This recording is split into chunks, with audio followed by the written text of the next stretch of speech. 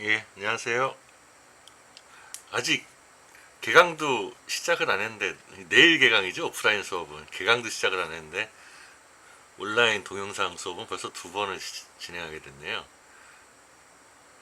예, 내일 개강을 고대하면서, 예, 두 번째 이어서 이제 오늘은 좀 개략적인 동서양 철학의 비교를 좀 얘기해 보겠습니다. 이거부터 좀 시작을 할게요.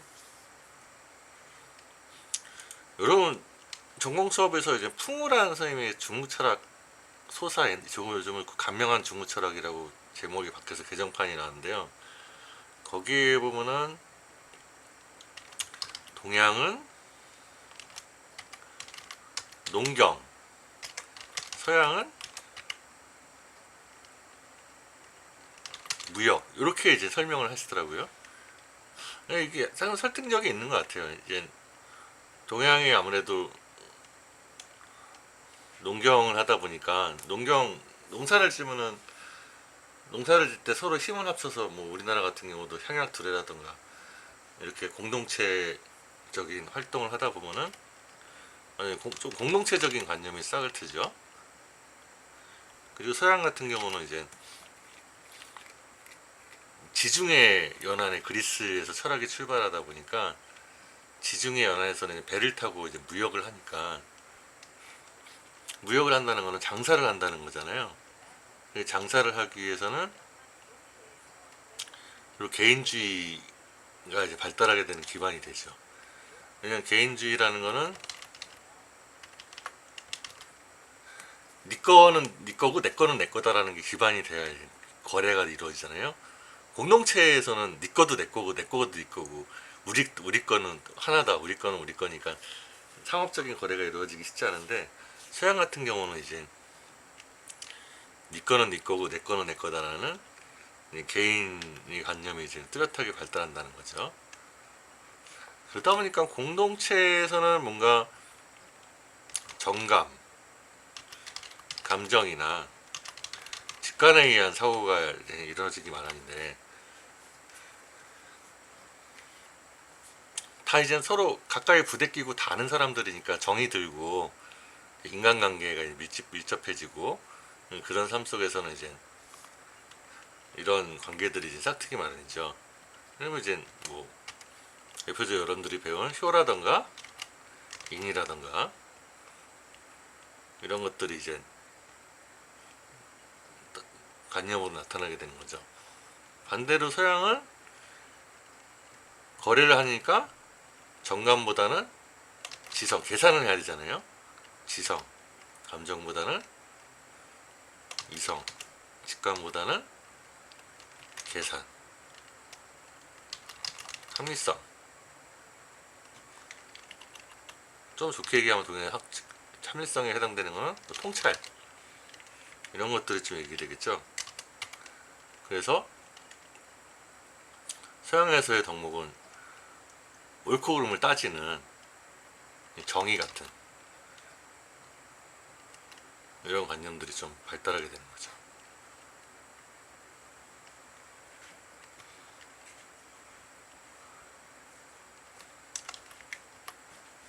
그 대표적인 사례가 이제 공자 같은 경우는 이제 인사상을 얘기했는데 서양에서는 이제 이데아에 대한 관념 이런 것들이 이제 대표적인 거죠. 대비되는 게 뭔가 이제 따지고 계산을 해야 되니까 모델이 필요한 거고 인 같은 모델보다는 내면의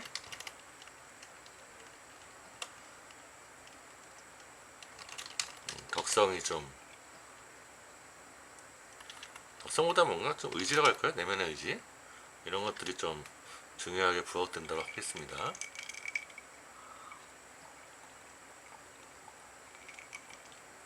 근데 항상 우리가 동서양 철학을 비교할 때 이분법적으로 이분법적 구분은 조심할 필요가 있죠. 왜냐하면 동양에서도 이런 지성이나 이성, 계산, 합리성 이런 것들을 표현한 사상들이 또 없진 않았고요. 예를 들면은 명가 같은 경우는 이제 명칭을 분석하고 이런 것들은 상당히 이제 논리 같은 거죠. 논리가 일단 논리가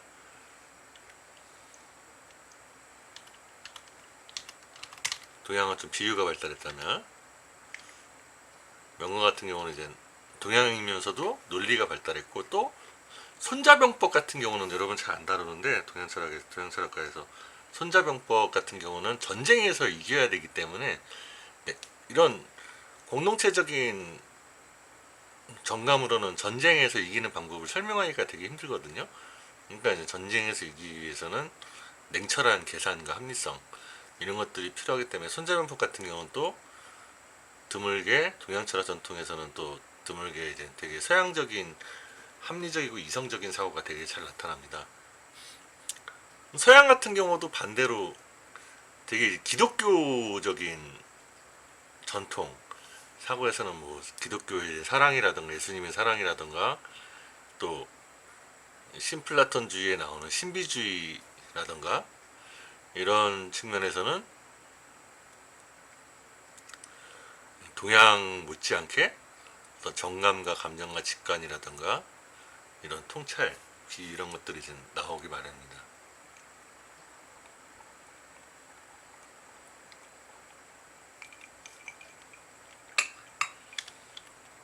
저는 제 나름으로 좀 동양과 서양을 좀 비교해 본다면은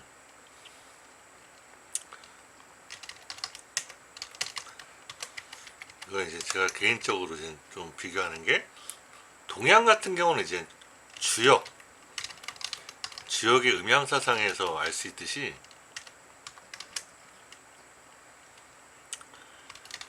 이원론에서 일원론으로, 이제 주역의 음양사상은 음양의 조화죠. 조화를 통해서 이제 분리되어 있던 것들을 이제 조화시키고 이제 하나로 통일시키려는 사고잖아요. 그리고 이제 공자의 인사상도 우리 개인 간의 인간관계가 분리되고 다툼이 있는 거를 인이라는 덕목과 효라는 덕목을 통해서 하나로 이제 조화시키려고 하는 게 강하고, 노자 같은 경우도 이제 자연과 인간이 분리되어 있는데 자연과 인간이 이원론적으로 분리되어 있는 것을 도를 통해서 자연과 인간을 하나로 일원론으로 조화시키려고 한다고 한다면, 서양 같은 경우는 이제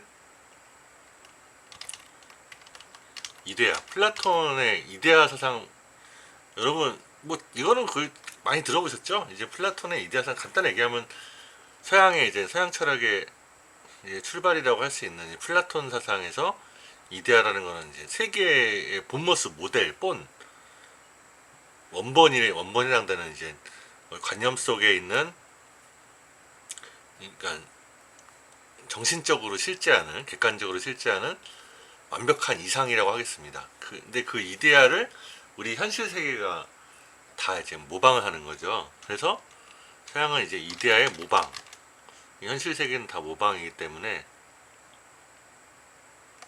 이걸 이제 모방을 이제 관여라고도 합니다. 이 관여 분여에 의해서 이거는 하나의 이데아가 현실 세계로 분화되는 것, 약간 이런 방향을 거쳐오지 않았나 이런 생각이 좀 들었습니다. 여기서 중요한 거는 이 이데아의 모방이라는 일원론에서 이원론에 불리는 어떤 이음법적 세계관으로 이어져서 과학의 발달로 이어졌다는 게 되게 중요한 점인 것 같습니다.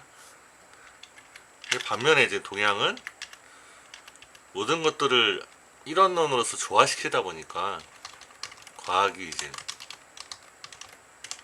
미발달하게 되는 게 특징이라고 할 수 있겠죠. 저는 좀 나름 이렇게 좀 구분해 보려고 합니다.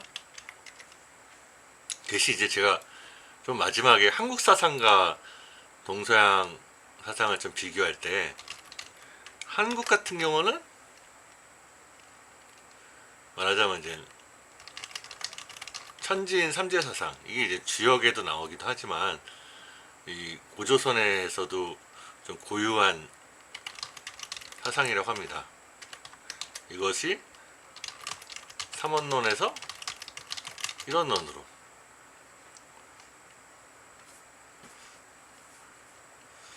이렇게 이제 좀 특색 있게 이제 규정할 수 있지 않을까 합니다.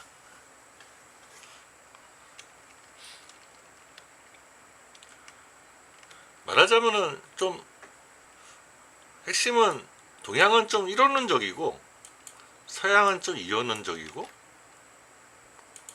또 한국은 아무래도 좀 중국과 영향을 받아서 이론론적이긴 하죠. 하지만 이제 삼원론에서 출발하는,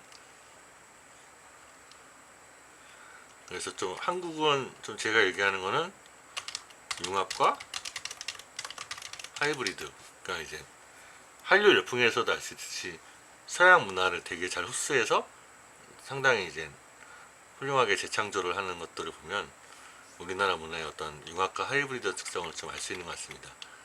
그래서 저는 좀 약간 이런 틀이 아주 개략적인 틀이죠. 좀 이제 동서양과 한국의 그 틀을 이제 조망할 수 있는 좀 기준이 되지 않을까 합니다.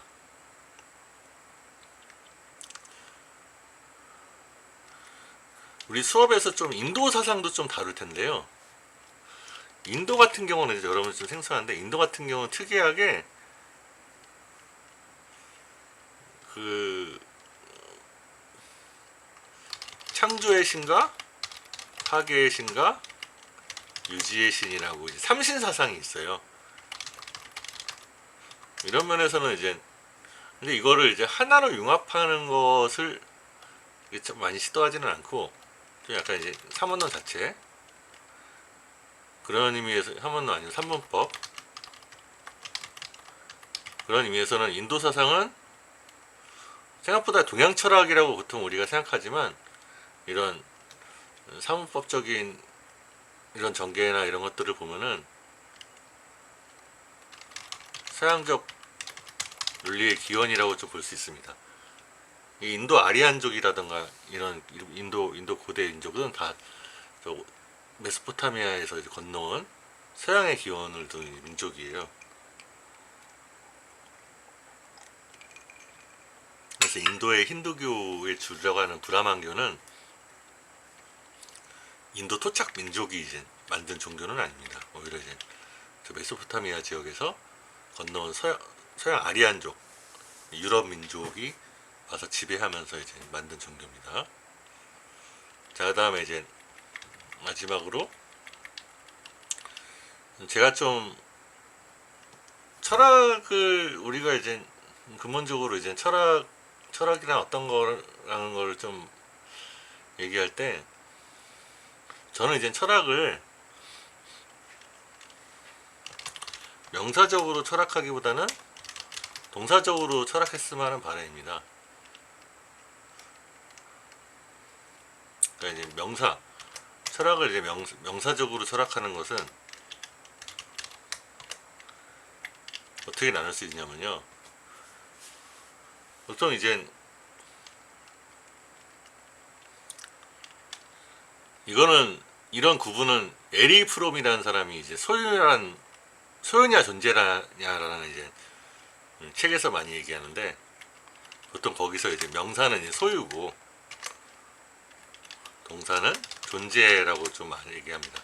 말하자면 공부를 하던 삶을 영위하던 철학을 공부하던 뭔가 어떤 학문을 내가 소유하겠다는 태도로 공부하는 것과 내가 존재하겠다는 태도로 공부하는 것의 차이라는 거죠. 그래서 소유라는 형태로 공부하는 거는 보통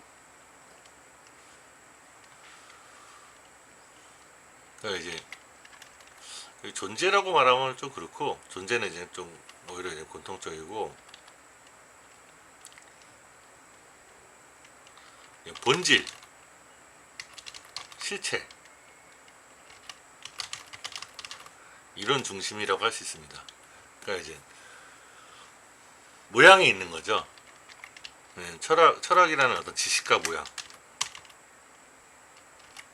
지식 이런 것들이 있어서 이거를 획득하고 소유하는, 그러니까 이제 뭔가 이론을 습득하고 획득하는 이런 형태로 이제 공부하는 거라고 한다면은, 동사적인 형태는 실존과 생명이라고 할 수 있는데, 이거는 모양이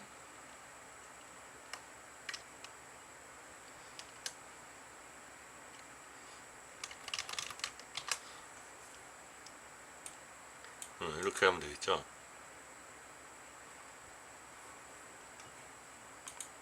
네, 이렇게 모양이나 지식이 아니라 실천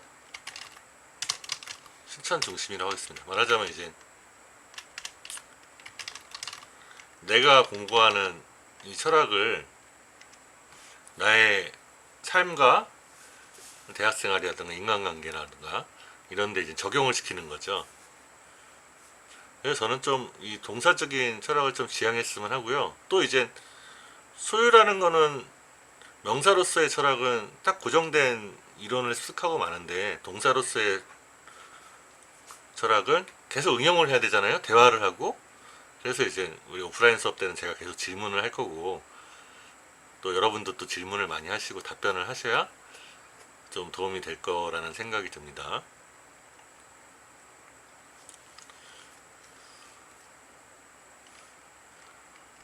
그래서 이제 말하자면 철학의 목표는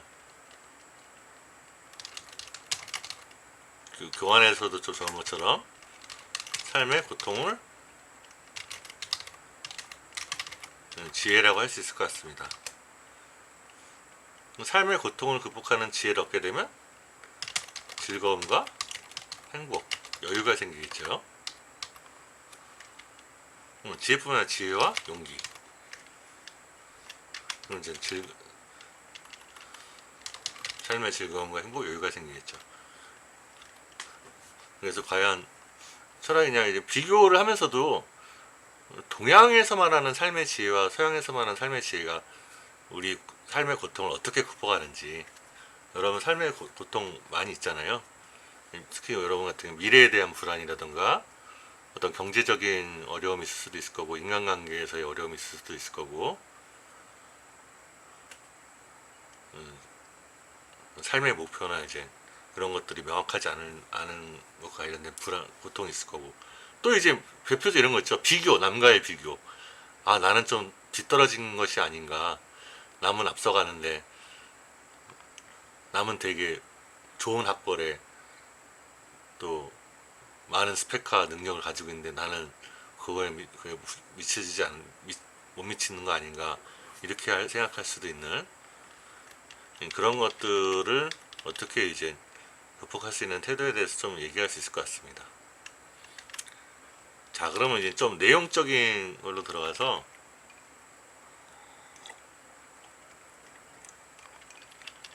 이 월요일 오프라인 수업에서는 좀 더 이제 동서양 철학의 내용을 좀 언급해가면서 그 내용적인 비교를 좀 많이 할 거고요. 그 동영상 수업에서는 좀 아무래도 좀 일방적인 수업이 되니까 그래서 좀 더 이론적이고 좀 원론적인 수업, 학술적인 수업이 좀 될 겁니다. 그래서 이제 동영상 수업에서 이제 교재를 위한 교환으로 선택한 게 이 비교 철학 입문이라는 이 베임이라는 사람의 미국의 이제 철학자인데 되게 이제 좋은 책입니다. 이게 1989년 여러분들이 태어나기도 전에 우리나라에 나온 책이에요. 근데 되게 좋은 책이에요. 생각보다 옛날 오래된 책이 좋은 책이 많더라고요. 그러니까 오래된 책들은 그만큼 좋은 책이니까 빨리 출판되는 거예요. 그럴 수도 있어요. 뭐 새로운 책도 좋을 수 있지만 오래된 책은 좀 가치가 있는 것 같습니다. 책 모양을 한번 보여드릴까요? 네, 이렇게 생겼습니다. 이렇게 되게 옛날틱하게 생겼죠. 그 디자인이 나쁘진 않아요.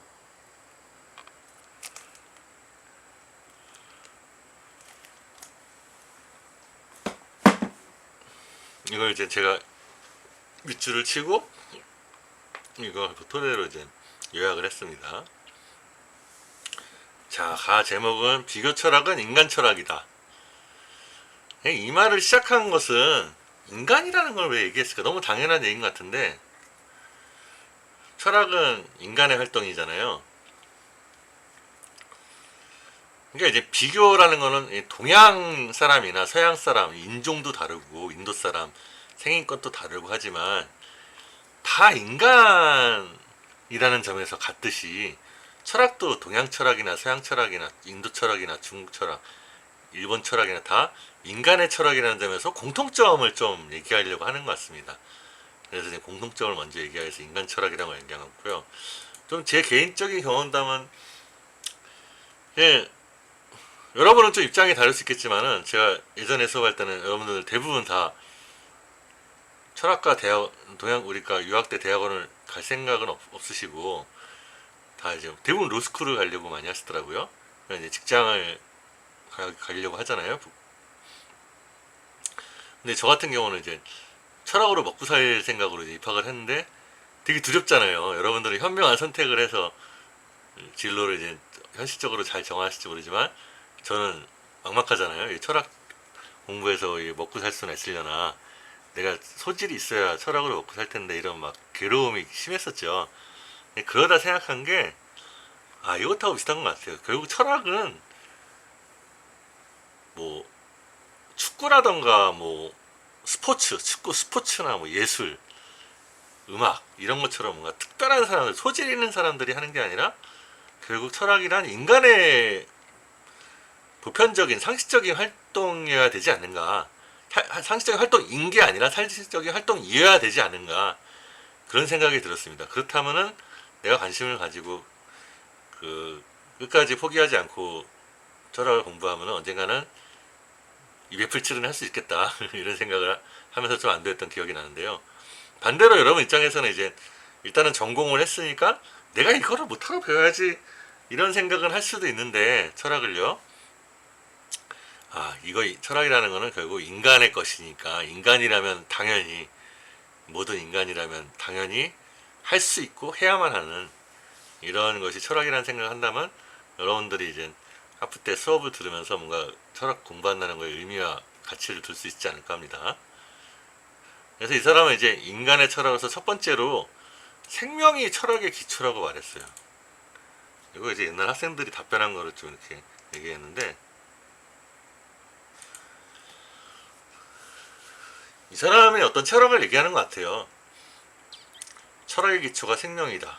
아, 도대체 철학의 기초가 뭘까 물어보면, 우리 공자한테는 사랑이라고 할 수 있을 거고, 노자한테는 도라고 할 수 있을 거고, 불교에서는 철학의 기초는 깨달음이라고 할 수도 있을 거고, 기독교에서는 철학의 기초는 하느님일 수 있겠죠. 그리고 막스주의 철학, 유물론 철학에서는 철학의 기초는 물질이죠. 또 이제 독일 관념론, 여러분이 접하기가 좀 생소하겠지만 칸트나 피테나 셸링이나 헤겔 같은 독일 관념론 철학에서는 철학의 기초는 정신이겠죠, 정신. 근데 이 사람은 생명이 철학의 기초래요. 그랬어요. 이거는 이 사람이 좀 프랑스의 이제 베르그송이라는 생철학자의 사상도 좀 영향을 받은 것 같고, 그러니까 뭔가 철학의 근본을 어떤 지성이나 이론이나 이런 걸로만은 설명하는 게 아니라 어떤 인간의 우주적인 생명 활동, 그걸로서 설명을 하려고 하는 것 같습니다. 그리고 공자 같은 경우도 인을 얘기하는 재밌는 재밌는 경우를 제가 기억하고 있는데, 그 인의 반대인 불인을 인하지 않다라는 것의 원래 뜻이 한의학에서는 딱딱하게 굳었다라는 뜻이라고 합니다. 불인은 굳은 거죠.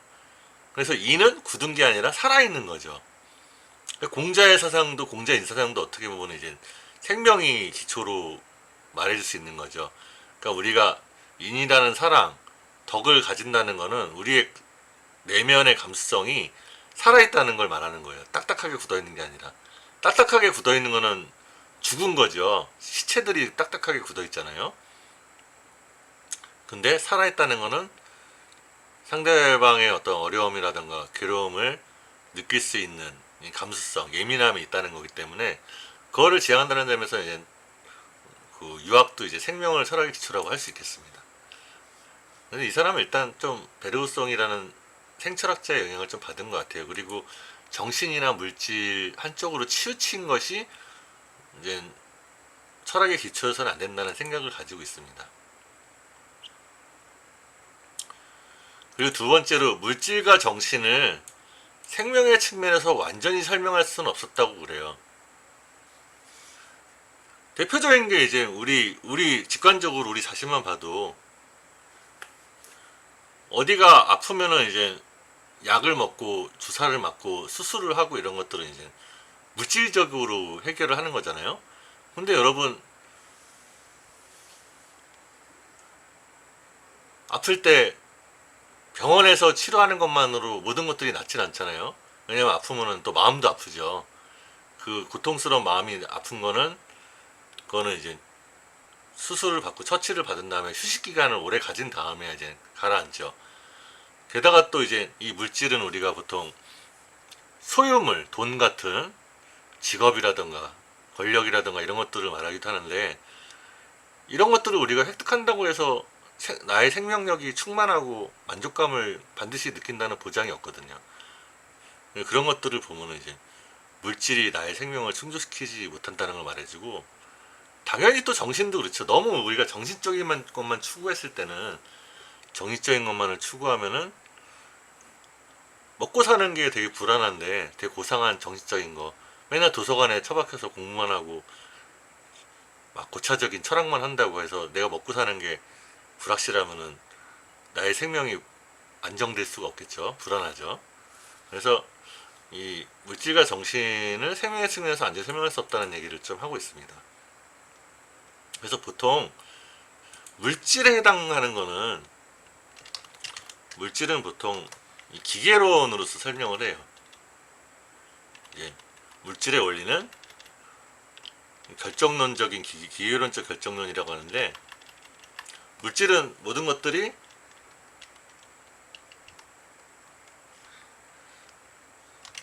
인과관계가 결정돼 있죠. 인과관계가 원인이 있으면 결과가 있죠. 여러분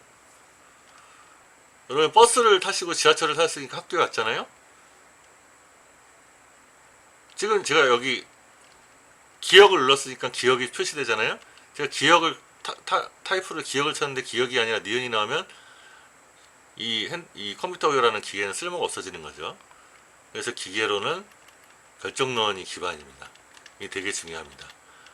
근데 반대로 우리 생명은 물질적인 측면만 있는 게 아니라, 우리 신체 같은 경우는 이제 물질적인 측면에서 움직이지만 또 관념이란 측면도 있죠. 이게 바로 정신이죠. 자유의지. 그러니까 자유의지라는 거는 스스로가 원인이 되는 거죠. 자기 원인이라고 하는 게 낫겠네요. 스스로가 원인이 되는 거. 그럼 말하자면 여러분들, 제가 지금까지 떠든 것들이 제 뇌라는 이제 물질이 기계론적인 인과관계 결정에 의해서 뇌가 움직여서 제가 이렇게 말한 거라면은, 제가 얘기한 게 아니라 뇌가 말한 거죠. 저희 뇌가 말한 건데, 이 정신을 인정해야만 제가 말하고 싶은 거를 말했다라고 볼 수 있는 거죠. 제가 출발점이 되고, 이게 이제 자유지론입니다. 쉽게 말하면 이제 짜장면을 먹을까 짬뽕을 먹을까 선택하는 거죠. 근데 이제 이 기계론적인 인과관계 결정론과 자유지론, 자기 원인을 어떤 조화시키는 것을 일종의 이제 직관론이라고도 할 수 있습니다. 이걸 생명의 측면은 어떤 직관이라든가 신체, 신체가 이제 물리적 신체가 아니라 어떤 통합적인 신체죠. 직관, 뭔가 판단. 직관론이라고 하면 어색하니까 직관 판단이라고 하죠. 직관 판단, 감성.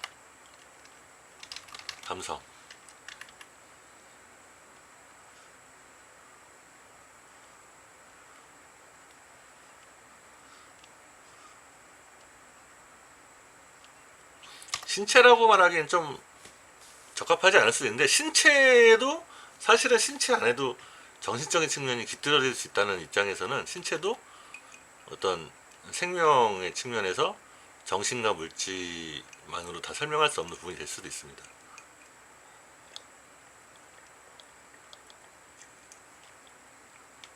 그래서 이제 우리 인간은 이 인간은 생명과 신체와 감각과 감정과 또 마음과 정신으로 이루어졌다고 이렇게 볼 수 있습니다. 말하자면 이제 성, 이거를 삼분설이라고 할 수 있겠죠. 이 사람은 좀 이렇게 산문법적으로 좀 바라보는 것 같아요.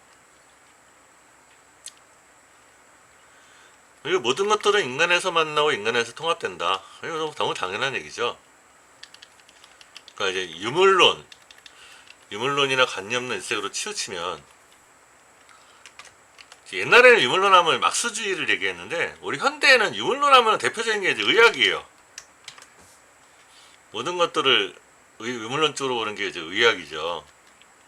우리 신체, 정신질환 같은 경우도 다 물질적인 걸로 처치하려고 하는. 그 다음에 관념론은, 현대 사회에서 관념론은 이제 종교겠죠. 그래서 인간에 대해서 편향적 시각을 이제 가질 수 있다는 겁니다.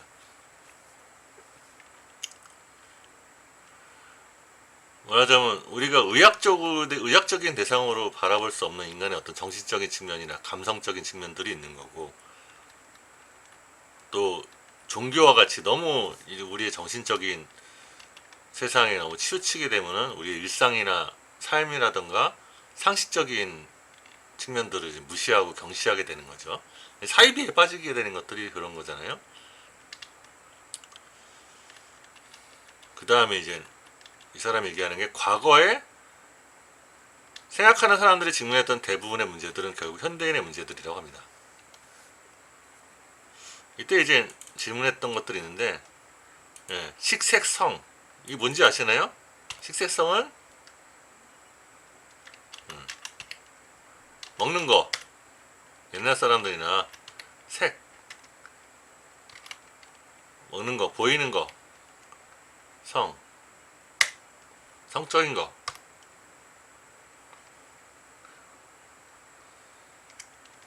이런 것들은 예나 지금이나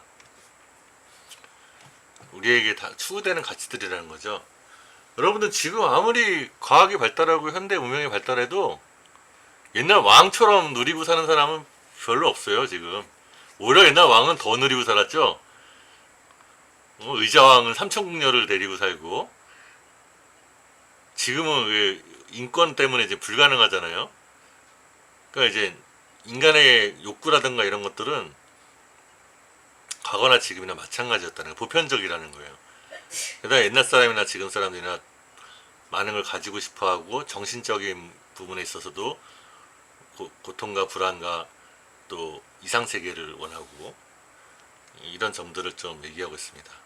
또 뭐 평등을 원하고 민주주의를 원하고, 이런 것들은 과거나 현재에 마찬가지라는 걸 얘기합니다.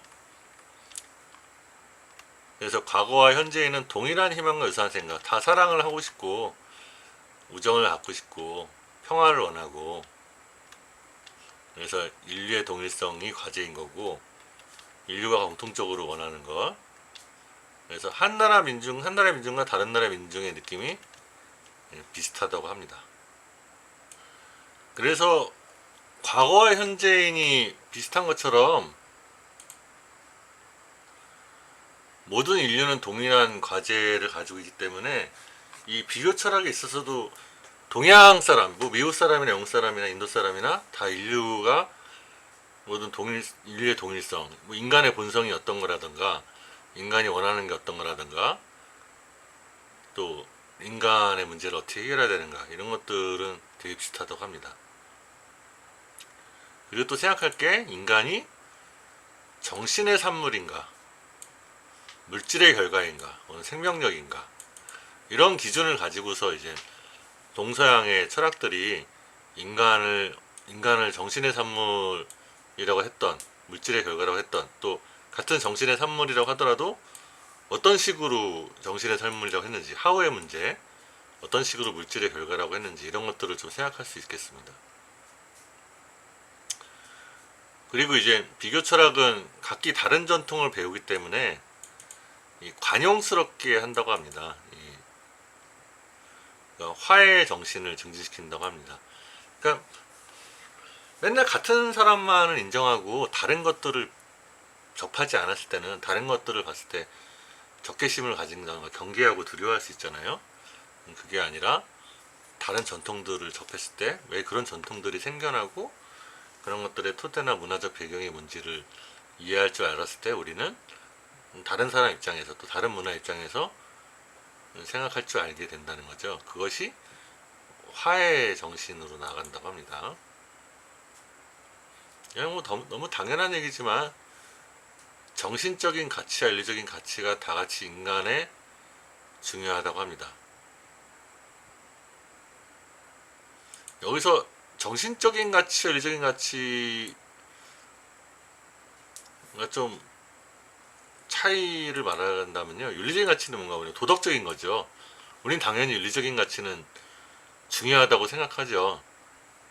옳고 그름과 이제 선악에 대해서 판단 기준이 되니까. 이제 정신적인 가치라는 거는 윤리적인 거는 옳고 그름 나가서 이제 법에 저촉되는 경우까지도 생길 수 있지만, 정신적인 가치라는 거는 사실은 우리한테 뭐라고 말해주지 않는 걸 수도 있거든요. 우리가 왜 살아야 되느냐, 돈을 벌기 위해서 살아야 되느냐, 아니면 돈보다 더 우리가 삶의 의미와 가치를 둘 수 있는 게 무엇이느냐, 그런 것들이 이제 정신적인 가치죠. 무엇을 위해서 살아야 되나, 어떤 나의 삶의 목표라든가 삶의 이유라든가 삶의 방향, 나의 정체성, 이런 것들도 생각보다 중요할 수 있다는 거예요. 왜냐하면 윤리적인 가치는 이제 지켜야 되는 거고, 당연히 물질적인 가치는 꼭 필요하지만, 근데 우리가 물질적인 가치만 매몰됐을 때는 특히 인간관계에 있어서 소외를 느끼고 다툼을 느끼고, 또 중요한 거는 내 현재의 삶에 만족하지 못하면서 괴로워할 수 있거든요.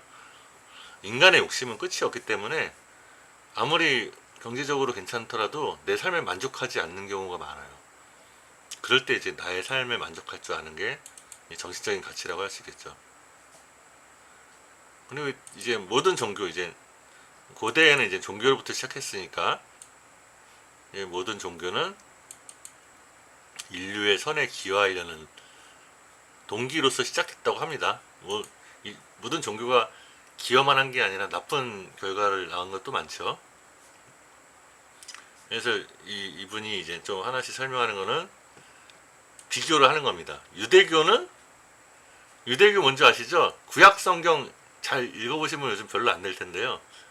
윤리적인 열정, 모세의 십계명. 하느님이 우리에게 명령을 내리셨다. 십계명의 10가지 가르침에. 얼마나 대단합니까? 신이 우리에게 가르침을 주셨다니. 윤리적인 열정이죠. 게다가 또 신이 우리에게 그 약속의 땅으로 보내신다는, 이집트에서 노예 생활을 하고 있는데 그 야훼 신께서, 야훼라는 신은 아직 몰랐지 그때는, 우리 신께서, 우리 유대인의 신께서 우리를 해방시켜 줄 것이다. 약속의 땅, 가나안, 젖과 꿀이 흐르는 땅으로 보내실 거리라는 어떤 윤리적인 열정, 엄청나죠. 그것이 이제 기독교, 이거는 어떤 신약을 얘기합니다. 예수님이 말한 보편 종교적인, 유대교는 이제 유대민족의 민족 종교적인 특성을 가지고 있고요. 기독교는 이웃 사랑을 서로 사랑하라는, 그다음에 이제 그 보편적인 사랑을 좀 얘기하고요.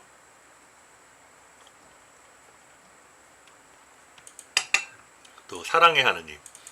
유대교에서는 이제 하느님이 막 그 다른 민족을 벌하기도 하고 천둥 번개를 내서 전쟁신이죠. 전쟁신이라서 막 다 죽여버리고 막 그러기도 하죠. 근데 이제 기독교에 와서는 사랑의 신입니다. 불교에서는 이제 자비, 이제 아직 깨닫지 못한 중생들이 고통에 허덕거리는 불쌍한 중생들에 대한 자비심을 가지고 있는 것들이죠. 자이나교에서는 이 아임사라고 해서 비살생과 생명 존중. 이거는 이제 자이나교는 약간 무랄론적인 성격을 가지고 있어서 모든 존재와 생명에는 영원히 깃들어 있다는 생각이 강하기 때문에 그 존재에 대한 가치를 크게 두기 때문에 생명을 되게 존중합니다. 이슬람교는 되게 척박한 땅에서 되게 어떤 단합을 이루기 위해서 사회 결속력을 되게 중시했고, 이렇게 이제 구분을 하고 있습니다. 비교 철학적으로. 그다음에 힌두교의 우파니샤드는 어떤 신과의 이제 교제, 신과의 관계. 그래서 이런 것들은 다 모두 인간의 행복한 삶에 기여한다는 특징이 있다고 말하고 있습니다. 자, 그러면 또 오늘 동영상 수업은 여기까지 하고요. 내일 우리 오프라인 수업 때 처음으로 뵙겠습니다. 드디어. 예. 또 이어서 다음 시간에는 이어서 또 진도를 나가겠습니다. 감사합니다.